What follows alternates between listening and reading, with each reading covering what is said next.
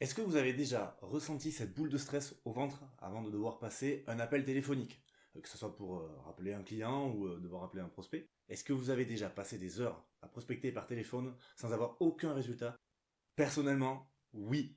J'ai vécu ces deux situations des dizaines et des dizaines de fois. Je pense que j'ai dû battre certains records à un moment donné en termes d'échecs et de stress. Mais ça, c'était avant de découvrir les joies de la préparation.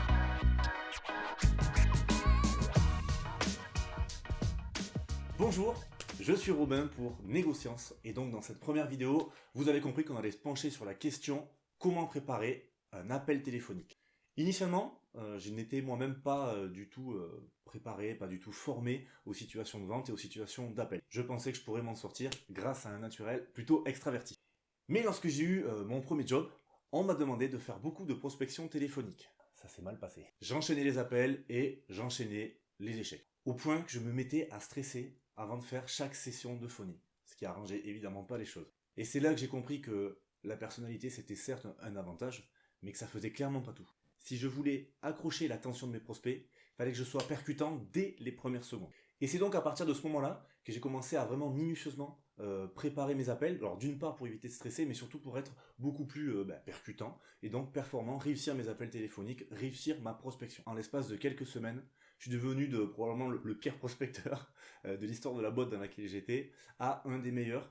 Alors si vous aussi, vous avez pu galérer ou stresser en devant passer des appels téléphoniques, les quelques conseils qui vont suivre devraient vraiment vous servir. Les conseils qui arrivent sont segmentés en deux parties.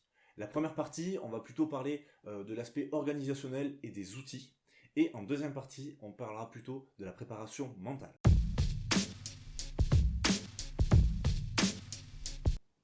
Première étape qui est en fait à faire en amont, ça va être de regarder l'heure.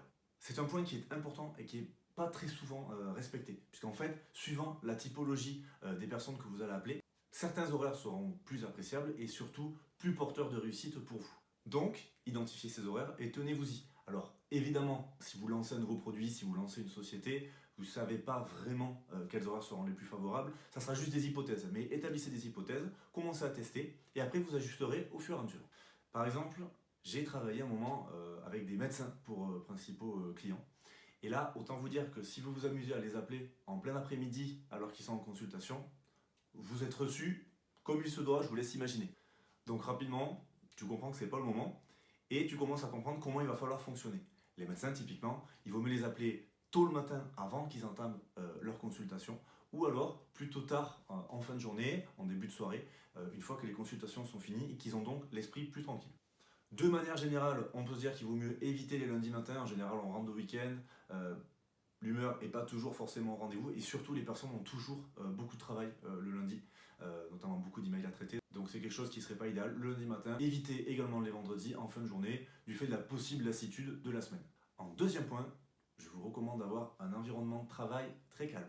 Alors je sais que c'est pas toujours à la portée de tout le monde, je pense surtout aux personnes qui sont obligées de travailler dans des open space assez bruyants, mais si possible, essayez de vous ménager votre petit coin de paradis, voilà, votre petit coin surtout, votre petite bulle qui vous permettra de travailler calmement. L'idée ici, c'est de pouvoir se concentrer au maximum sur les propos de votre interlocuteur afin d'être le plus pertinent possible dans ce que vous allez pouvoir répondre et lui proposer. L'idée, c'est donc de se concentrer davantage, mais aussi d'éviter que votre interlocuteur entende des bruits autour de vous.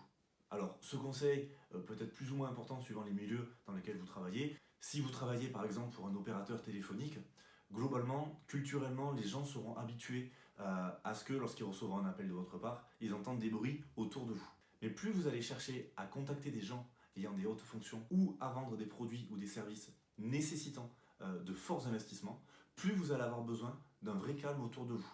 Tant pour vous, bon, pour vous concentrer, mais surtout, il faudra vraiment éviter que ces gens-là entendent du bruit autour de vous. Le problème de ce genre de bruit, c'est qu'au-delà du fait de vous déconcentrer, c'est une sorte de rappel pour votre interlocuteur que vous êtes là pour peut-être lui vendre quelque chose.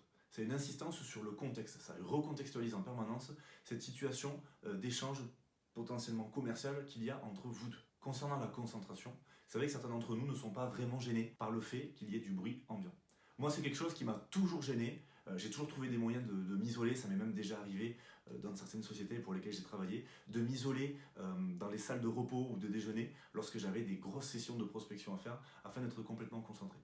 Après, il y a des gens qui ne sont pas forcément gênés par ça. J'ai eu quelques mentors qui étaient impressionnants. Et dans tous les cas, une fois que vous aurez un petit peu d'expérience, ce besoin de calme absolu se fera moins ressentir. Numéro 3, avoir vos listes et infos sous les yeux. Alors qu'est-ce que j'entends par liste et infos? J'entends en fait vos listes de prospects, la liste des gens, des clients, des gens que vous allez appeler et des infos sur ces gens-là. Potentiellement, vous pouvez aussi avoir la liste de questions que vous voulez poser à ces gens-là, ainsi que la liste des objections possibles. Voilà, enfin, tout ce qui va être des supports qui vont vous permettre de répondre du mieux possible à ces personnes. Alors, dans cette vidéo, on ne va pas rentrer sur le détail de comment composer ces listes-là. Je pense que ça pourrait faire l'objet d'une vidéo à part entière. Si c'est quelque chose qui vous intéresse, on pourra l'aborder. Mais dans l'idée, c'est qu'on part du postulat que vous avez déjà ces listes-là. Et donc là, je vous conseille vraiment d'avoir tout ça sous vos yeux. Vous pouvez soit l'imprimer et l'avoir à côté de vous, soit l'avoir simplement sur un écran ou une tablette. Mais l'idée, c'est de l'avoir vraiment rapidement sous vos yeux. Si jamais vous avez une question notamment très technique, très précise sur un point de détail, ben, ça va être hyper important que vous puissiez apporter une réponse rapidement sans que votre interlocuteur ait l'impression que vous êtes en train de chercher comme un fou la réponse à sa question. Quatrième point, avoir de quoi noter. Est-ce que ça vous est arrivé de passer un coup de fil, vous êtes hyper enthousiaste, le truc se passe bien, et d'un coup, la personne vous donne une info que vous devez absolument noter, et là, vous vous rendez compte que vous n'avez pas du tout prévu, ne serait-ce qu'un stylo et un bout de papier, et que vous n'avez rien sous la main. Bon, mais l'idée, c'est évidemment d'éviter ce genre de situation. C'est assez ridicule de perdre du temps et de perdre de la crédibilité juste pour avoir oublié une feuille et un stylo. Et là, pour la peine, je ne vous conseille pas d'avoir de quoi noter sur un écran. Je vous conseille vraiment d'avoir une feuille et un stylo sous la main simplement. Le stylo ou le crayon va en fait vous servir de support immédiat et peut-être même vous aider à appuyer votre propos pendant que vous parlez. Personnellement, assez souvent, j'aime bien avoir un stylo et une feuille parce que pendant que je parle, je suis capable de faire des schémas, des sortes de schémas explicatifs de ce que je suis en train de dire. Alors évidemment, il n'y a que moi qui peux le voir, mais j'ai l'impression que ça m'aide à me concentrer. Donc je fais des petits schémas, je fais des petits dessins. Je pense que d'ailleurs, on a tous un petit peu cette façon de faire des dessins qui n'ont aucun sens lorsqu'on parle avec quelqu'un au téléphone. D'ailleurs, j'ai fait quelques recherches et il semblerait, d'après certains psychologues, que ce soit un moyen pour la plupart d'entre nous, de nous concentrer ou de faire transmettre des émotions à travers ces petits dessins. Cinquième et dernier point de la préparation organisationnelle et des outils, soyez physiquement prêt à travailler. Alors ce conseil est surtout valable pour les gens qui, comme moi, travaillent depuis chez eux. Même si la tentation est grande de rester plus ou moins en pyjama toute la journée, si jamais vous êtes amené à faire que du phoning, je vous le déconseille fortement. J'ai eu fait ça un petit moment et c'est vrai que je me suis rendu compte que ça ne mettait pas dans le bon mood, ça ne mettait pas dans le bon état d'esprit pour pouvoir être dynamique comme il faut l'être lorsqu'on fait des sessions d'appel téléphoniques.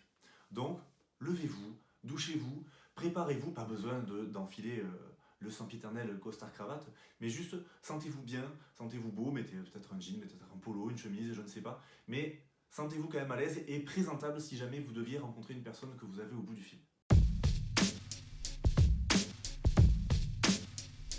Alors la première chose à faire, à mon sens, pour se préparer mentalement, c'est s'imprégner de légitimité. Imprégnez-vous des valeurs de l'entreprise ou du produit. Imprégnez-vous de l'histoire. Sentez-vous légitime en fait dans l'appel que vous allez faire. Il faut quelque part être fier des raisons pour lesquelles vous appelez. J'ai un exemple par rapport à ça qui m'a marqué concernant un des mentors que j'ai pu avoir sur les situations de vente. J'étais en fait en train de perdre une vente, un dossier sur lequel j'avais travaillé pendant pas mal de temps. C'était une très très grosse vente. Je m'apprêtais donc à closer la vente. La personne en question qui devait signer le deal m'appelle une dernière fois en me disant que finalement ça allait pas se passer comme je l'avais prévu, puisqu'elle avait entendu dire telle et telle chose sur notre produit. Ce qui s'est passé, c'est qu'on était en train de prendre complètement le pas sur un concurrent. Et n'ayant plus vraiment d'armes pour affronter le produit qui lui faisait souci, ce concurrent en fait avait inventé 2-3 bobards pour essayer de discréditer les produits qu'on voulait vendre. Et moi, lors de cet échange final, je n'arrivais finalement pas à être assez impactant. En fait, les bobards étaient tellement gros à mes yeux que j'arrivais pas à les prendre au sérieux et je n'en revenais pas que ce prospect arrive à prendre ça au sérieux. Et c'est là, en voyant ce qui était en train de se passer, que mon mentor est intervenu. C'est-à-dire que c'était mon chef du coup de l'époque. Et lui, il était absolument imprégné de valeurs et de légitimité concernant l'entreprise et le produit, puisqu'elle en était en fait à l'origine. Donc, ce qui s'est passé, c'est qu'il a pris mon téléphone et qu'il a échangé avec mon prospect. Lors de l'échange, il a demandé donc au prospect de lui répéter les diffamations dont on était victime, et mon chef s'est en fait quasiment emporté au téléphone. C'est-à-dire que son emportement n'était évidemment pas destiné à mon prospect, mais il a clairement fait comprendre qu'il était absolument outré de voir qu'on bafouait ainsi son bébé et que c'était une honte. Sauf qu'il y avait vraiment toutes les émotions derrière qu'on pouvait ressentir dans sa voix via le téléphone. Comme vous vous en doutez, ça a absolument marché. C'est-à-dire qu'autant mon chef est évidemment sincère, sauf que justement, pour avoir cette sincérité, vous devez avant tout être imprégné de la légitimité, de l'histoire et des valeurs de votre entreprise. Si c'est pas le cas, ça va être hyper dur d'être crédible lorsque vous allez vouloir vous défendre votre entreprise vis-à-vis de ce genre d'attaque. Deuxième point de la préparation mentale, bien se recentrer sur le contexte et le but de son appel. Alors ça, c'est vraiment très important. Qui appelle-t-on? Pourquoi l'appelle-t-on? Appelle-t-on un prospect qui n'a absolument jamais entendu parler de nous, simplement pour établir un premier contact et peut-être envisager un rendez-vous ou un deuxième appel? Veut-on fixer un rendez-vous à un prospect chaud afin d'entamer une démarche de négociation? Le contexte de l'appel et le but de votre appel, ça va être vraiment déterminant par rapport au ton que vous allez employer durant l'échange. Et fixez-vous mentalement l'objectif de l'appel. Suivant le contexte et la personne à qui vous vous adressez, vous n'allez pas du tout employer le même vocabulaire et le même ton. Donc une fois que vous avez contextualisé et que vous avez bien votre but en tête, ça va vous donner une ligne directrice. Moi par exemple, souvent avant de faire un appel téléphonique, ça m'arrive même de me parler à voix haute afin de me recentrer. Des trucs assez banals comme Monsieur Dupont, dans 2 semaines, on va s'être rencontrés. Voilà, je me dis ça avant un appel et après je passe le coup de fil et dans ma tête je me dis que c'est pas possible en fait que je lâche mon téléphone sans que Monsieur Dupont ait accepté de me rencontrer dans 15 jours. Troisième point de la préparation mentale, se préparer à être enthousiaste, poli mais ferme. C'est quelque chose qu'on dit souvent, mais l'enthousiasme et le fait de sourire, ça s'entend au téléphone. Et c'est souvent communicatif. Ça me semble hyper important d'être dans un état d'esprit d'enthousiasme au téléphone, voire même dans une forme de bienveillance. Mais attention, donc, comme je le disais auparavant, à garder son but en tête pour conserver une certaine fermeté. En fait, je vois ça comme une sorte de gentil combat, et que vous allez gagner, vous, en atteignant votre objectif. Quatrième point, préserver son ego. J'ai récemment vu une vidéo de Idriss Aberkan, qui s'intitule « L'ego est le premier destructeur de valeur dans un projet ». Et dans cette vidéo que je vous recommande, Idriss dit qu'il y a 2 types de porteurs de projet. Le bon porteur de projet, c'est celui qui met son ego au service du projet, et le mauvais porteur de projet, c'est celui qui met le projet au service de son ego. Je pense que c'est très très juste, et que ça s'applique totalement à la vente et aux situations commerciales. Notre ego doit être là pour servir notre but, et surtout pas l'inverse. Il faut savoir faire preuve d'un certain détachement. Dites-vous que c'est une forme de jeu. Même si on se fait bâcher 10 fois d'affilée, c'est pas grave, on continue à jouer quelque part. 5e point, la respiration et le rythme cardiaque. Ça paraît surprenant que je mette ça ici parce que c'est pas vraiment quelque chose de mental, mais vous allez comprendre qu'en fait ça joue sur votre mental. Vous devez en fait avoir un certain rythme cardiaque, légèrement plus élevé que lorsque vous êtes au repos, mais pas non plus emballé, puisque l'idée c'est pas de vous mettre dans une situation de stress. C'est important d'avoir ce rythme cardiaque un peu plus élevé si vous voulez justement avoir cette voix dynamique, ce ton assez impactant.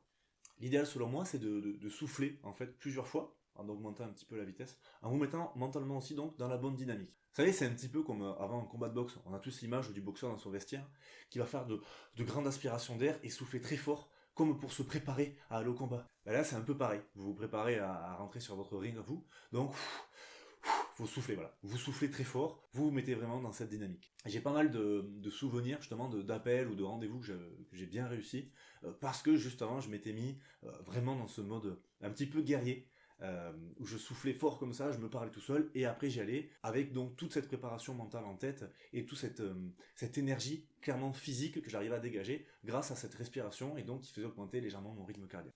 6e point, on va dire c'est une étape un petit peu bonus, c'est quelque chose qui vient englober en fait tout le reste, puisque c'est pas quelque chose que vous allez faire juste avant de passer un appel, mais quelque chose que vous pouvez faire un petit peu au quotidien. Et ça concerne la visualisation. Muni en fait des questions que vous voudriez poser à votre interlocuteur et des objections que lui pourrait vous opposer. Essayez de vous imaginer différents scénarios possibles et la façon dont vous pourriez répondre à telle ou telle question. C'est pour ça que je vous dis que ça c'est pas tout à fait juste avant l'appel, c'est quelque chose que je vous invite à pratiquer assez régulièrement. C'est l'histoire de quelques minutes donc, à chaque fois vous vous imaginez des possibles scénarios et comment vous arriveriez à atteindre votre objectif malgré telle opposition ou telle opposition. Voilà, je vous ai donc énuméré tous les points qui moi m'ont beaucoup aidé pendant toutes ces années. Ça m'a aidé à la fois à être beaucoup plus détendu lorsque j'avais des grosses sessions de phoning à faire, mais surtout à être clairement plus efficace commercialement parlant. Je vous invite vraiment à tester tous ces points.